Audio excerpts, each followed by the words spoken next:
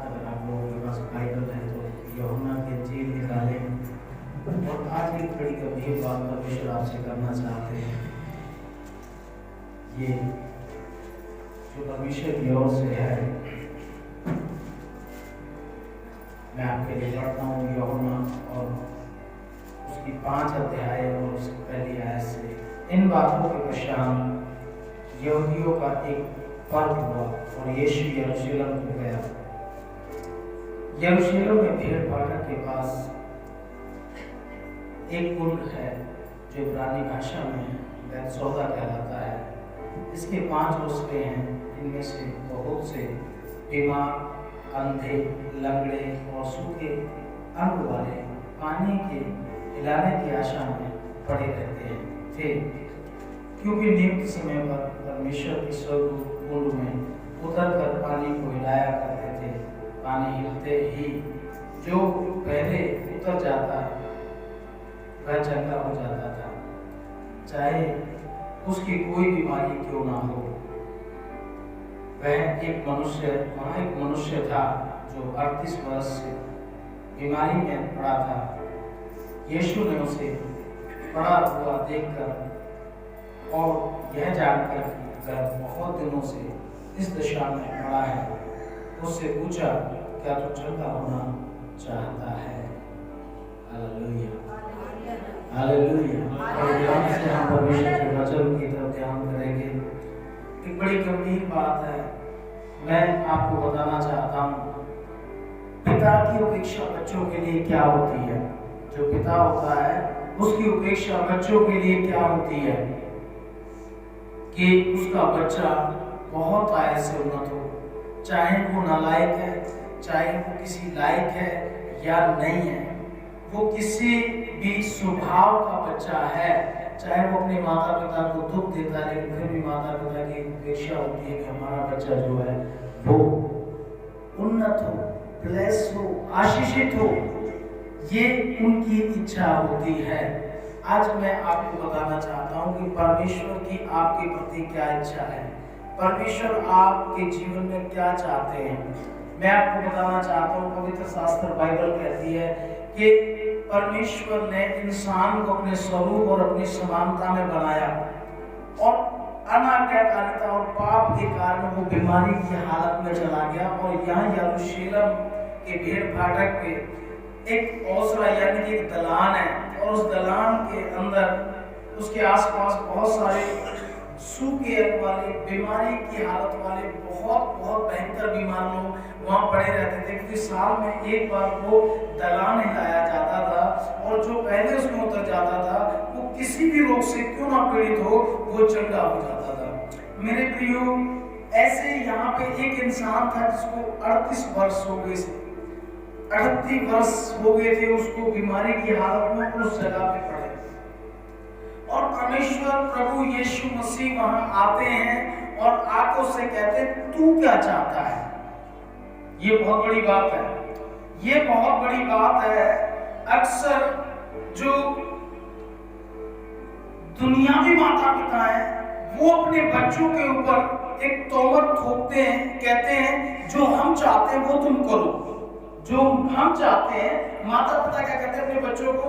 अगर बच्चे की जो विचारधारा है, बच्चे का जो एम्स है, बच्चे की जो भी उसका टारगेट है, वो कई बार माता पिता उससे विपरीत होते हैं।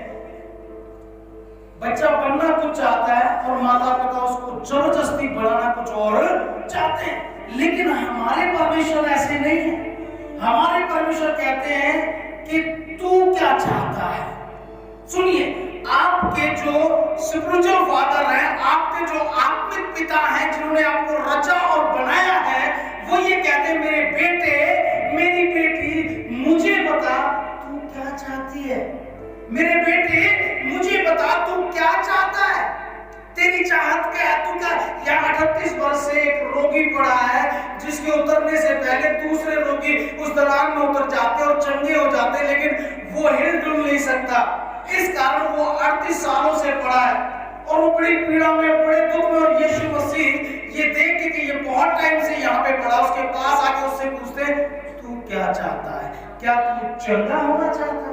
क्या तू चंगा होना चाहता है? और वहां पे फिर वो कहता है, प्रभु ये कैसी बात, ये कैसी बात, मैं चंगा होना चाहता हूं। आज परमेश्वर हमसे ये बात कह रहे, मेरे बेटे तू क्या चाहता है? क्या तू चंगा होना चाहता है?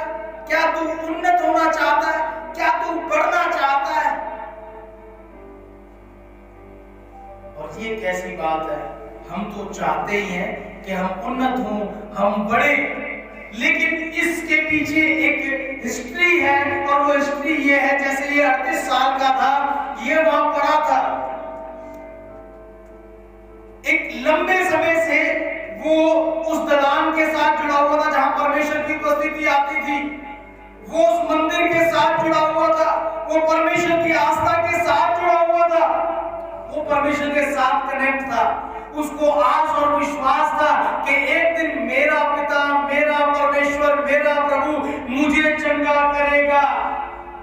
आज शैतान ने एक ऐसी नेगेटिविटी लोगों के अंदर डाल दी है, परमेश्वर के लोग अपना धीरज खो बैठते हैं, परमेश्वर के लोग अपना पेशेंस खो बैठते हैं।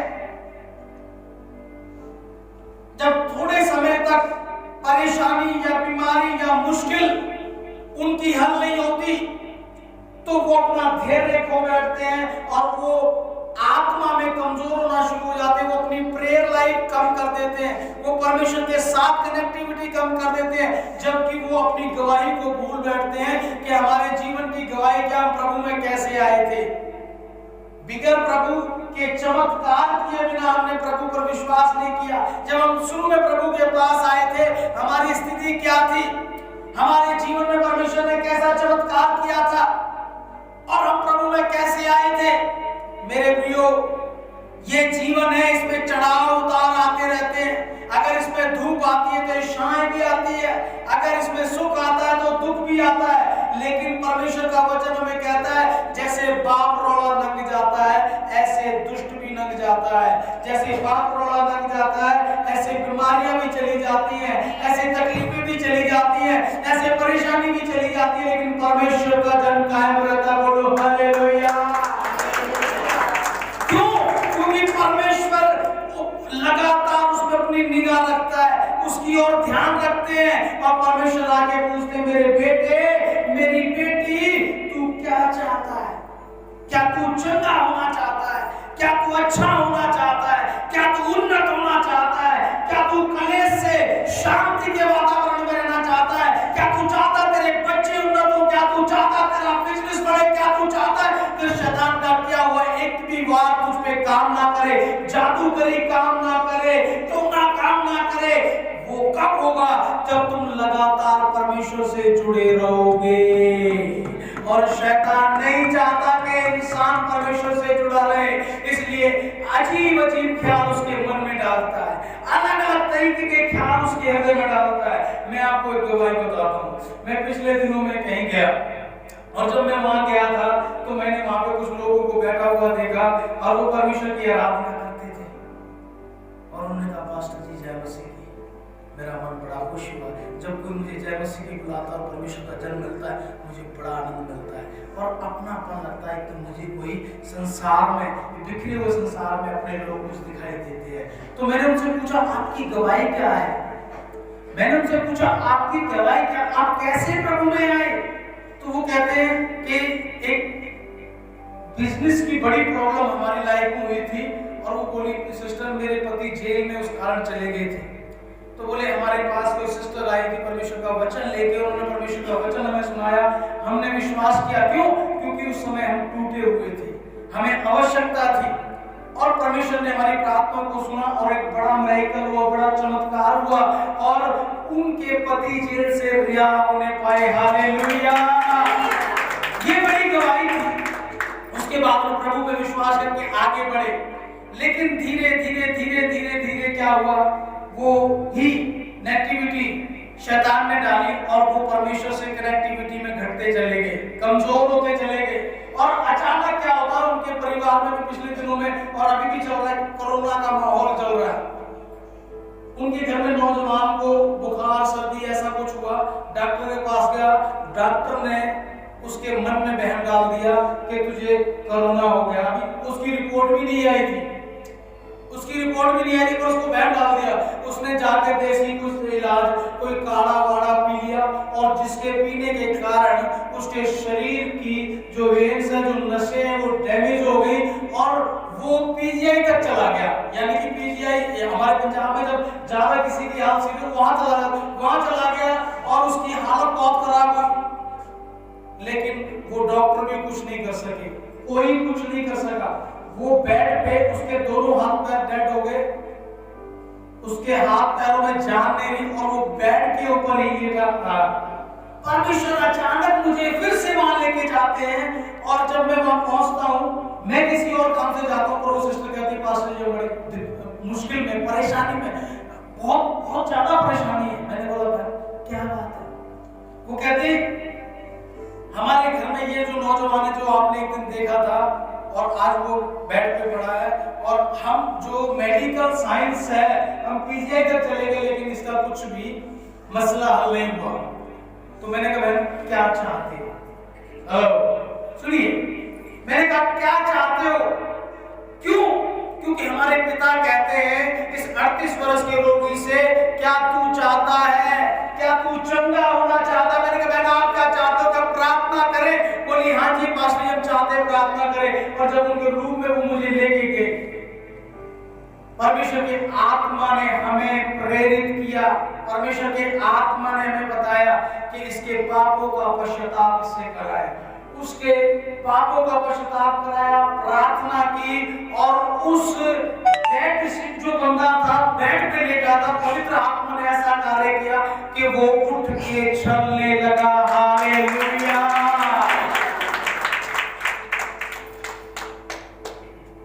ये क्या था? परमेश्वर देखते हैं कि मेरा कौन सा जन कैसा पड़ा है, मेरा कौन सा जन कैसे पड़ा है।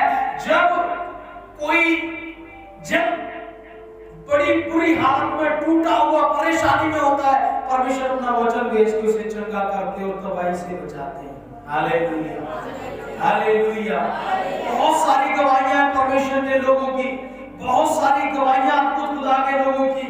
मैं आपको बताता हूं, परमेश्वर अपने वचनों को भेज के चंगा करता और लोगों को तबाहियों से बचाता है। एक महापुरुष की बात मुझे याद आती है, उनका नाम कैलाश महर्षि,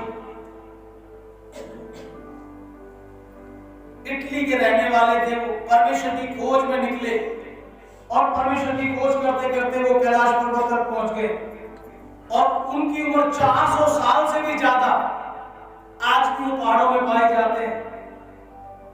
परमेश्वर जब किसी को चंगा करता है उनको उड़ा के लेके जाता है और वो उनको टच करते बीमार को वो चंगा हो जाता है। ऐसी शख्सियतें पड़ी है परमेश्वर की ओर से जो आपके भले के लिए परमेश्वर ने ठहराई है। हम लोगों को परमेश्वर ने अपने लोगों की भलाई के लिए ठहराया है, उनकी चंगाई के लिए ठहराया है, उनके छुटकारे के लिए ठहराया है। लेकिन हम अपने धीरज को ना खोए, हम अपने पेशेंस को ना खोए, हम परमेश्वर के साथ जुड़े रहें। और परमेश्वर लगातार हमसे कहता है मेरे बेटे तू क्या चाहता है, मेरी बेटी तू क्या चाहती है, क्या तू चंगा होना चाहता है? जैसे वो 38 वर्ष का रोगी,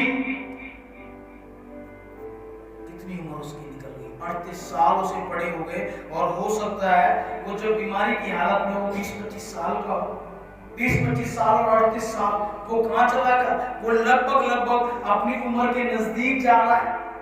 लेकिन परमेश्वर ने उसे देखा, उसका टच में रहना, परमेश्वर के उसके भवन में रहना, उसकी उपस्थिति में रहना, उसकी हजूरी में रहना व्यर्थ नहीं किया। और परमेश्वर की निगाह में आप लोगों, प्रभु आपको बाय नाम जानते हैं। आपका पड़ोसी आपका नाम नहीं जानता तो बाइबल कहती है कि तेरे सर का एक बाल भी गिना हुआ है। परमेश्वर तुझे नाम लेके जानता है। कई बार लोग हमारे नाम को नहीं जानते, लेकिन परमेश्वर आपके नाम को जानता है। परमेश्वर आपकी सूरत और सीरत को जानता है। परमेश्वर लगातार आपसे कहता है मेरे बेटे तुझे किस चीज की जरूरत है, तू मुझे बता, क्योंकि मैं तेरी उन्नति चाहता हूँ, मैं तेरा भला चाहता हूँ, मैं तुझे बढ़ाना चाहता हूँ। ये इस बात पर डिपेंड करता है क्या आप लोग परमेश्वर की नजदीकी में हैं। Hallelujah, hallelujah, hallelujah. जोर से बोले आज परमेश्वर आपके लिए प्रकट कर रहा है, दुख से मत घबराओ, परेशानी से मत घबराओ, क्योंकि परेशानी छोटी है, दुख छोटा है, बीमारी छोटी है। चाहे पीजे के डॉक्टर फेल हो जाए, पर यीशु मसीह डॉक्टरों का डॉक्टर आपको दौड़ता कर देगा। हालेलुया, आपको दौड़ता कर देगा। हालेलुया। मैंने उस मिराकल्स को देखा जो बेड पे पड़ा, वो ऐसे खड़ा, जैसे मैं खड़ा वैसे खड़ा भी नहीं हो सकता था। ये अभी परसों परले दिन की बात है। वो उसको पकड़ के खड़ा करते थे, उसको अपने हाथ से रोटी खिलाते थे। नौजवान लड़का 25-26 साल की उसकी उम्र होगी, हाथ से उसे खाना खिला रहे हो, क्योंकि 6 महीने पहले मैंने उसको तंदुरुस्त देखा था, बहुत अच्छा कट्टा था, लेकिन ना जाने क्या हुआ क्या नहीं हुआ। लेकिन परमेश्वर का प्रेम देखो, परमेश्वर का प्रेम देखो। मुझे प्रभु लेके गए, मैं जा कहीं रहा था, किसी काम से रहा था, और अचानक प्रभु मुझे वहां ले जाते, अचानक मुझे उन्होंने बुलाया नहीं। और वो सिस्टर कहती है ऐसी बात है, और मैंने कहा आप क्या चाहते, आप चाहते क्या हो? बोले हम चाहते कि आप प्रार्थना करें। और प्रार्थना की, और वो लड़का चलने लगा, यहाँ से लेके गेट के बाहर तक गया। वो देशों को तो प्रेमी ने संधर्मा पाया। अद्भुत है मेरे प्रियो, मेरा यीशु अद्भुत है, आपका यीशु अद्भुत है, आपका प्रभु अद्भुत है, आपसे प्रेम करता है। उसने प्रूफ किया है, उसने अपने लिए जान दी है। वो सूली पे चढ़ा, वो मारा गया, काटा गया, तीसरे दिन मुर्दों में जी उठा। वो प्रभु आज भी आपके बीच में आपको क्षमा करना चाहता है, आपको उन्नत करना चाहता है। आप पेशेंस रखे, आप सब्र रखे, आप विश्वास रखे, प्रभु में जुड़े रहे। प्रभु के लिए कुछ भी संभव नहीं है, वो असंभव को भी संभव कर देता है। वो खुदा ऐसा खुदा है, वो मोयों में जान डाल देता है, वो मुर्दों को जिंदा कर देता है। लेकिन उन्हीं लोगों के जीवन में काम करता है जो उसे अनुमति देते हैं, आप प्रभु मेरे जीवन में कार्य कर। 38 वर्ष के लोगों को प्रभु ने कहा क्या तू चाहता है? उसने अलाउ किया, उसने अलाउ किया, उसने कहा हाँ प्रभु ये कैसी बात है, मैं चंगा होना चाहता हूँ, मैं चंगा होना चाहता हूँ। और उसे कहा अपनी मंजी चढ़ और तोड़ जा, और वो अपनी मंजी चढ़ के तोड़ गया। ये अद्भुत है, ये अद्भुत है मेरे प्रियो। उससे पूछो जो मंजी में पड़ा, उस बेड में पड़े लड़के को हमने पूछा, वो जानता था कि वो आज इस हद तक मोहताज हो गया था, उसके मुंह में भी रोटी भी दूसरा डालता था, उसको उठा के लेके जाते थे। लेकिन जब वो खुद दोबारा से चलने लगा, उसने जिंदगी की अनमोल बात को जाना कि जिंदगी का नॉर्मल होना कितना बहुमूल्य है, इसकी कीमत कितनी है, ये अनमोल है मेरे प्रियो, ये अनमोल है। इसीलिए आज इस बात को जान लो, आपका पिता आपसे प्यार करता है, और वो सिर्फ ये कहता है मेरे बेटे तू क्या चाहता है। क्या हम आज उसकी आवाज सुन रहे हैं? क्या हम कनेक्टिविटी में हैं? क्या हम जुड़े हुए हैं? क्या हम जुड़े हुए हैं? मैंने एक बात आपको बताई, उस सिस्टर की गवाही क्या थी? उसकी गवाही थी कि उनके पति जेल में चले गए थे, और जब प्रभु में आए छुटकारा मिला। वो इतनी जल्दी कैसे परमेश्वर के चमत्कार को भूल सकते हैं? ये शैतान की चाल थी उन्हें परमेश्वर की कृपा से दूर करना। आज मेरी एक बात जान लो, आपका एक ही दुश्मन है और कोई दुश्मन नहीं है, वह काल। शैतान आपका बैरी है, वो लगातार षड्यंत्र करता है। ऐसे नहीं, वो षड्यंत्र हवाओं में आके कैसे करता है, वो किसी के अंदर होके करता है, किसी के द्वारा करता है, लेकिन लगातार वो षड्यंत्र करता है। अगर उसके षड्यंत्र से बचना चाहते हो, परमेश्वर के साथ कनेक्ट करो, प्रार्थनाएं करनी मत छोड़ो, फास्टिंग रखनी मत छोड़ो, चर्च आना मत छोड़ो, आराधना करना मत छोड़ो। किसी की ओर मत देखो कोई क्या कहता है, कोई क्या सुनता है, कोई कैसे करता है, पर ये जान लो कि मैंने सत्य को जान लिया और सत्य ने मुझे आजाद कर दिया। अब मैं रुकने वालों में से नहीं, मैं रुकने वालों में से नहीं, क्योंकि मैं जीऊं या मरूं, मैं जीऊं या मरूं, मैं यीशु तेरा हूं। क्योंकि प्रभु मैं जान गया हूं कि तू मुझसे कहता है मेरे बेटे तू क्या चाहता है। प्रभु अपनी हुक्मों को हमारे पे थूकता नहीं, प्रभु कहते जरूर है अपनी वाणी में, बाइबल में साफ प्रभु ने कहा है कि आप कैसा जीवन जिए, लेकिन फिर भी हम वैसा जीवन जी नहीं पाते। कहीं ना कहीं गलती होती है, कहीं ना कहीं कुछ ना कुछ शैतान हमारे से गड़बड़ेशन करा देता है। फिर भी परमेश्वर अपने प्रेम को प्रकट करते हैं, अपनी क्षमा को प्रकट करते हैं, अपनी दया को प्रकट करते हैं। मैं कल की बात बता रहा हूँ, मैंने 2-3 दिन से मैं यहाँ से निकल के जब जाता हूँ, जब मैं कहीं जाता हूँ, मेरे को रास्ते में भाई मिलते हैं और वो बाइक पे आ रहे होते हैं। मेरा मन धन्यवाद से भर जाता है, मैं स्तुति करता हूँ परमेश्वर की। मैंने उस भाई को देखा था कि ब्लास्ट हुआ था और उनके सारे शरीर में जैसे कुछ ना कुछ बजा था, यहाँ गर्दन से लेके पैर से लेके, मतलब कोई जगह नहीं थी जहाँ से वो छल्ले नहीं हुए थे। और इतनी जल्दी रिकवर होना, उसकी जो कंडीशन देखी थी ना, हम रो पड़े थे, हमारे यहाँ पर आए थे और मैं यहाँ बैठा था। मैंने कहा प्रभु, सिर्फ मेरे मुंह से इतनी बात नहीं थी प्रभु, तो मैंने देखा फरिश्ते उनकी पट्टी कर रहे थे, फरिश्ते पट्टी। मैंने उसी दिन धन्यवाद करना शुरू कर दिया। मैं कहा प्रभु ये बहुत जल्दी रिकवर होने वाला है, और सचमुच साल नहीं प्रभु ने लगने दिया, उस बंदे को रिकवर करके काम धंधे पे लगा दिया। आज वो अपने परिवार का अच्छे से पालन पोषण कर रहा है। ये परमेश्वर की बड़ी दया है। हालेलुया। पूरा गांव हिल गया था जब वो धमाका हुआ था। ऐसी बात हुई थी। लेकिन मेरे प्रियो, हमारा यीशु, हमारा प्रभु जिसने हमें बनाया है, वो हमारी सुरक्षा करने में सक्षम है, वो सामर्थ्य है, वो बलवान है। जब जब मैं कमजोर हूँ, मेरे खुदा ने अपनी ताकत को मेरे ऊपर होने लाए, आपके ऊपर होने लाए।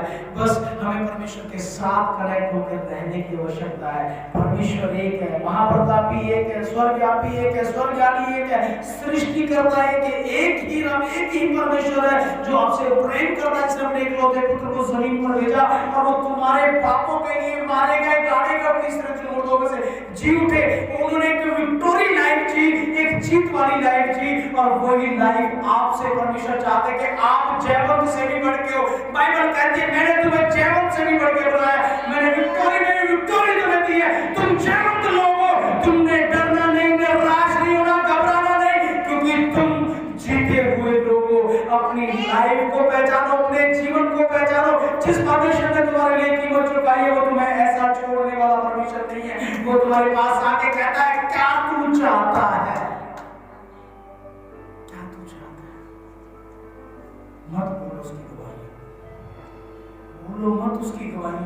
कैसे कैसे काम उसने हमारे जीवन में किए। याद रखो, हमारे परमेश्वर ने हमें जीवन दिया, हमें छुड़ाया है, हमें ब्लेस किया है। आज हम उसके हाथों में सुरक्षित है। क्या है? सुरक्षित है। हवाएं चल सकती हैं, ठोकर खा सकते हैं, लेकिन वो हमें गिरने नहीं देगा, हाथों हाथ उठा लेगा। उसने कहा कि मैं अपने दूतों को तेरे विषय में हुक्म दूंगा कि वो तुझे हाथों हाथ उठा ले। आज प्रभु आपसे कह रहे हैं, क्या तू चाहता है? कहिए प्रभु, मैं आपकी रजा में रहना चाहता हूँ। सब कुछ पीछे पड़ गया है, टोटल चंगाई आपके पास है, छुटकारा आपके पास है, ब्लेसिंग आपके पास है। सिर्फ इतना कहो, प्रभु मैं तेरी रजा में रहना चाहता हूँ। क्या? देखिए बाप कितना खुश होता है ना, जब पिता अपने बच्चे से आगे, अपनी बेटी से आगे कहता है बेटी तू क्या चाहती है? और जब बेटी कहती है अब्बा मैं तो तेरी रजा में रहना चाहती हूँ, मैं तो तेरी रजा में रहना चाहती, जिਵੇਂ तू चाहना मैं ते प्यो दा मन खुश हो जाता होगा। क्या बात है प्रभु, ये संतान सब नहीं तो लोग राशन दी लिस्टां लैके खड़ जाते, मैनू किलो खंड चाहिए, आधा किलो दाल चाहिए, मैनू ये चाहिए, मैनू वो चाहिए।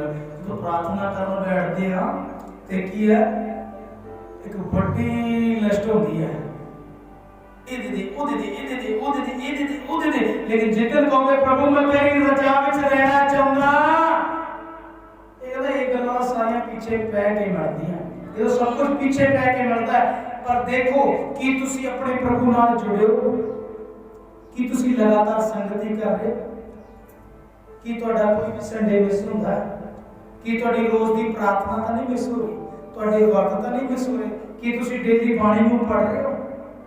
मैं कहना डेली बाणी पढ़ने वाले, प्रभु की रजा ਵਿੱਚ रहने वाले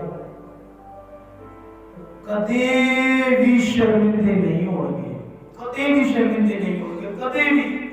जो तुसी विच हो ही बाहर हो, जो तुसी बाहर हो ही विच हो। खुदावंद कहता मैं ਤੁਹਾਨੂੰ ਉਹ ਚੁਣਨਾ ਜੋ ਤੁਸੀਂ ਅੰਦਰ ਉਹਦੇ ਬਾਹਰ ਦੋਖਲਿਆਂ ਨੂੰ ਰੱਬ ਨਹੀਂ ਚਾਹੁੰਦਾ। ਰੱਬ ਚਾਹੁੰਦਾ ਉਹਨਾਂ ਨੂੰ ਜਿਹੜੇ ਅੰਦਰ ਉਹੀ ਬਾਹਰ।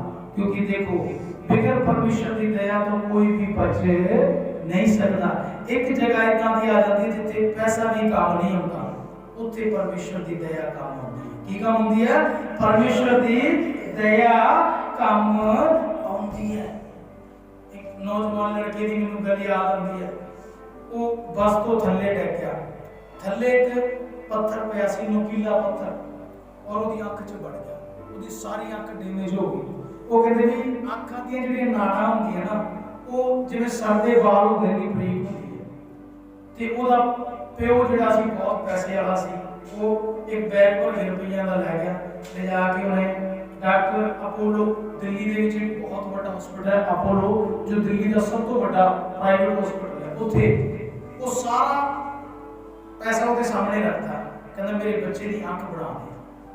वो कहता है ये सारी कुदरती दित्तियां देना ने, कहता तेरे बच्चे की अख हुण नहीं बन सकती क्योंकि ये बाल जिन्नी बरीक नाड़ा होंदी है सारी कट चुकी ने, पत्थर की अख जरूर लग सकती है, लेकिन जिहड़ा इत्थे इलाज 10 दिनां दे विच होना है, वो इलाज सरकारी दे विच 6 महीने नूं होना है। उत्थे जाके करा ले, उत्थे मुफ्त जो क्योंकि पत्थर दी लगनी, हुण असली नहीं लगनी। कहना हुण असली नहीं लगनी, हुण जिन्ना मर्जी तू पैसा दे ले, पर जिहड़ी चीज रब ने बनाई है ना, वो डुप्लीकेट नहीं बन सकती।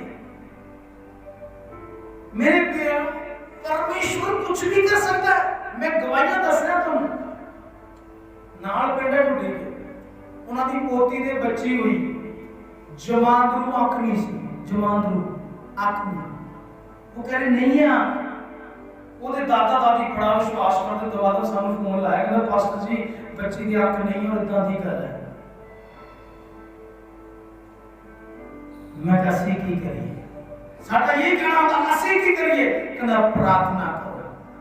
ਪ੍ਰਾਰਥਨਾ ਕੀਤੀ, ਉਹ ਲੈ ਕੇ ਬੱਚੀ ਨੂੰ ਇਧਰ ਭੱਜੇ, ਅੰਮ੍ਰਿਤਸਰ ਪੀਜੀਆਈ ਗਏ, ਔਰ ਆਖਰ ਨੂੰ ਕਿਸੇ परमेश्वर की दया के नाल उस अख नूं खोला गया और ਉਹਦੇ ਵਿੱਚ आना आ गया। आज उस बच्ची दी अख और वो वेखदी है। हालेलुया। ये रब्बी काम है। एक दी अख ਵਿੱਚ पत्थर पड़ जाता, डॉक्टर कहते कुछ नहीं हो सकता, और एक अख ਨੂੰ कहते भी जवान ਨੂੰ मेरी अख ही नहीं है, ਉਹਦਾ आना आ जाता है, वो बच्चा देखदा है। आज सारा कुछ है क्योंकि वो परमेश्वर के हाथों में है। खुदा कुछ भी कर सकता है, परमेश्वर के लिए कुछ भी असंभव नहीं है। पर ये गल है कि तुसी रब दे कोले हो, जिने तुहानू बनाया, जो तुहाडा सर्जनहार है, जो तुहाडा करतार है, जिने तुहाडे एक एक पार्ट्स तुहाडे ऑर्गन्स दा बनाया, वो परमेश्वर दे हाथों में जब तुसी अपने आप में रखोगे, वो परमेश्वर तुहानू पुनः जीवित कर सकता है। वो परमेश्वर तुहानू दोबारा तो बना सकता है, वो कुछ भी कर सकता है, कुछ भी असंभव नहीं है। पर ਉਹਦੇ ਨਾਲ ਜੁੜਿਆ ਰਹਿਣਾ ਬਹੁਤ ਜ਼ਰੂਰੀ ਹੈ। ਸ਼ੈਤਾਨ ਦੀ ਇਹ ਚਾਲ ਹੁੰਦੀ ਹੈ ਕਿਸੇ ਨਾ ਕਿਸੇ ਤਰੀਕੇ ਨਾਲ ਤੁਹਾਨੂੰ ਰੱਬ ਤੋਂ ਤੋੜੇ, ਆਰਾਧਨਾ ਤੋਂ ਤੋੜੇ, ਬਾਈਬਲ ਪੜ੍ਹਨ ਤੋਂ ਤੋੜੇ, ਕਿਉਂਕਿ ਉਹ ਤੁਹਾਡੀ ਸੁਰੱਖਿਆ ਨੂੰ ਖਤਮ ਕਰਨਾ ਚਾਹੁੰਦਾ ਹੈ। ਕਿਉਂਕਿ ਉਹ ਜਾਣਦਾ ਜਦੋਂ ਮੈਂ ਵਾਰ ਕਰੂੰਗਾ ਇਹਦੀ ਸੁਰੱਖਿਆ ਦੇ ਕੋਲੇ ਨਹੀਂ ਹੋਵੇਗੀ ਤੇ ਮੈਂ ਇਹਨੂੰ ਘਾਤ ਕਰ ਦਾਂਗਾ। ਕਿਉਂਕਿ ਬਾਈਬਲ ਕਹਿੰਦੀ ਹੈ ਚੋਰ ਚੋਰੀ ਕਰਨ, ਨਾਸ਼ ਕਰਨ, ਘਾਤ ਕਰਨ ਔਰ ਮਾਰ ਡਾਲ ਹੁੰਦਾ। ਉਹਦਾ ਲਾਖ ਹਥਿਆਰ ਬੰਦੇ ਨੂੰ ਖਤਮ ਕਰਨਾ। ਔਰ ਜਦ ਤੁਸੀਂ ਪਰਮੇਸ਼ਰ ਦੇ ਨਾਲ ਪ੍ਰਾਰਥਨਾ 'ਚ ਰਹਿੰਦੇ ਹੋ, ਆਰਾਧਨਾ 'ਚ ਰਹਿੰਦੇ ਹੋ, ਪਰਮੇਸ਼ਰ ਦੀ ਵਡਿਆਈ ਦੀ ਮਹਿਮਾ ਕਰਦੇ ਰਹਿੰਦੇ ਹੋ, ਤੇ ਤੁਹਾਡੀ ਸੁਰੱਖਿਆ ਤੁਹਾਡੇ ਕੋਲੇ ਹੁੰਦੀ। ਯਿਸੂ ਦਾ ਲਹੂ ਤੁਹਾਨੂੰ ਪ੍ਰੋਟੈਕਟ ਕਰਦਾ ਔਰ ਉਹਦੇ ਨਾਲ ਟੱਚ ਨਹੀਂ ਕਰਦਾ। ਆਮੀਨ। देखो मैं आपको बताता हूं, ये नौजवान हमारे बीच में बैठा है, कुछ समय के लिए परमेश्वर से दूरी में चला गया था। एक दिन प्रार्थना में बैठे थे तो मैंने क्या देखा, एक कंकाल है जिसकी शरीर पे हड्डियां हैं, मांस नहीं है, पीछे जिसकी दोनों बाजू पकड़े हुए, और हमने प्रार्थना की परमेश्वर के आगे, परमेश्वर ने सुरक्षा देखी, लेकिन परमेश्वर की सुरक्षा पूरी थी, कमी इसकी थी। दूसरे दिन इसका एक्सीडेंट हुआ, इसकी जान बच गई। हो सकता है शैतान इसको नाश भी कर देता, खत्म भी कर देता, क्योंकि मैंने सरेआम देखा था। इसको किसने बचाया? इसको इसके परमेश्वर ने बचाया, इसके परमेश्वर ने, इसके प्रभु ने, इसके पिता ने। वो कहता मेरे बेटे तू क्या चाहता है? हमारी सुरक्षा हमारे पास है, पर जब तक हम उसे अलाउ नहीं करेंगे, अगर ये बच्चा अलाउ करता, लगातार परमेश्वर में जुड़ा रहता, तो उतनी खरोच भी नहीं आनी थी, क्योंकि हमारा परमेश्वर हमारे साथ है, उसके दूत हमारे साथ हैं। वो चाहता है कि हम उसे अलाउ करें कि हमारे जीवन में तू सुरक्षा कर। और ये सुरक्षाएं कैसी होंगी? ये प्रभु के साथ जुड़े रहने। कैसे रहेंगी? परमेश्वर के साथ। आशीर्वाद करो प्रभु, हम आपके साथ आत्मिक तौर से जुड़ेंगे, शारीरिक तौर से नहीं, आत्मिक तौर से, इनसाइड, अंदर से जुड़ेंगे। प्रभु आपके बाहरी रूप को नहीं, अंदरूनी रूप को देखता है। प्रभु आपके मन को, आपकी आत्मा को, आपके दिल को, आपके विचारों को, आपकी प्रार्थनाओं को देखता है, वो बाहरी रूप को नहीं देखता। इसलिए अपने परमेश्वर में अंदर से जुड़ जाओ। कहाँ से जुड़ जाओ? अंदर से जुड़ जाओ। आज एक बात जान लो, आपका प्रभु, आपका पिता आपसे कह रहा है, मेरे बेटे, मेरी बेटी क्या चाहते हो? चाहते क्या? अपनी चाहत को प्रकट करो, प्रभु के आगे आओ, अपने पैरों पे खड़े हो जाए। सारे माना